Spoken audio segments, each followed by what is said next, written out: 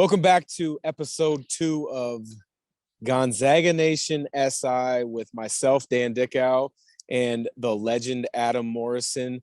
Don't forget to follow us on all the social media channels, YouTube, Twitter, Instagram. I'm probably missing one, maybe Facebook, maybe TikTok. Who knows? Our social media manager will be upset if I do not mention those tags. But excited to talk with Adam about what he saw in the Northern Arizona game, as well as all the excitement around Christmas for college basketball players to finally mute their coach's voice for a couple days. So, Adam, thanks for joining again.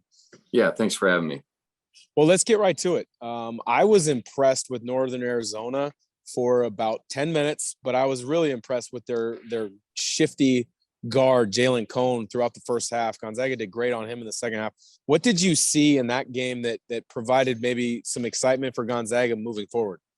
Well, I think, mentioned Jalen Cone. I think he shot 46% as a freshman at Virginia Tech the year before. So obviously he has the ability, but I was really impressed with his ball screen ability and then his elevation. I mean, they listed him at 5'11". I think he was more like 5'9".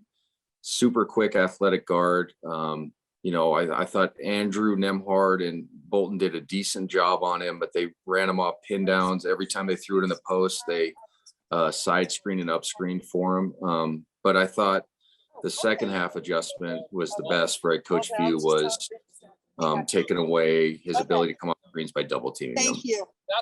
Yeah, I thought they did a really nice job of making adjustments in that second half. So where he only had 2 points. On the offensive end for Gonzaga, I thought you saw them getting back to playing with a little bit more, I don't know if freedom's the right word, but they took incredible care of the basketball. And maybe that's why it seemed like there was freedom, because the ball was popping, it was moving. Yeah. Guys were making plays for each other. Did you see something similar? Well, I think, the ball movement was fantastic, like you said, but I think just knocking down threes again is really opened up the floor, and it's looked a little bit more like it was last year. I think last year we were at 95 points per game. We're at 85 this year, and a 10-point drop off normally in a program would be a big issue. It's obviously we're top 10 in the country in scoring and offense efficiency. We're shooting at 56% from the field. So I think just being able to make threes has really spaced the floor. And then what it does, it allows you to get those swings, like you said, and the extra passes is there because teams can't overhelp. And when they do, guys knock down shots. So I think the ball movement has gotten better. And then you mentioned the low turnover has been fun to watch the last few games. How about Chet Holmgren? He had a stretch early in that first half where I thought it was the most comfortable I've seen him on the offensive end. He either got a block or a rebound. I can't remember which one it was. He pushed it up the length of the court. Nobody picked him up at the 3-point line. And you saw the confident ability to step in front and knock down that three in transition. That was incredible. Yeah, I think that was the first game. He's been playing really good this season, obviously, highly efficient. But that was the first game, Dan. Don't you agree that he was like searching for his shot? He had that pull-up three, like you mentioned, and then Drew Timme, which is funny, shooting like 13% from three, knocks down a step, a jab three to start the game, and then your 7-1 guy hits one. Chet. So I thought he was just super aggressive and like really trying to get himself going, and had a fantastic night. I think he had 20 and was good around the rim as usually defensively, and was good on the glass as well. This is a great time for college student athletes, in particular basketball players. You get a chance to get home. Don't listen to the voices from the coaching staff. Be around family and friends. What was exciting about a couple days away for you when you were at Gonzaga?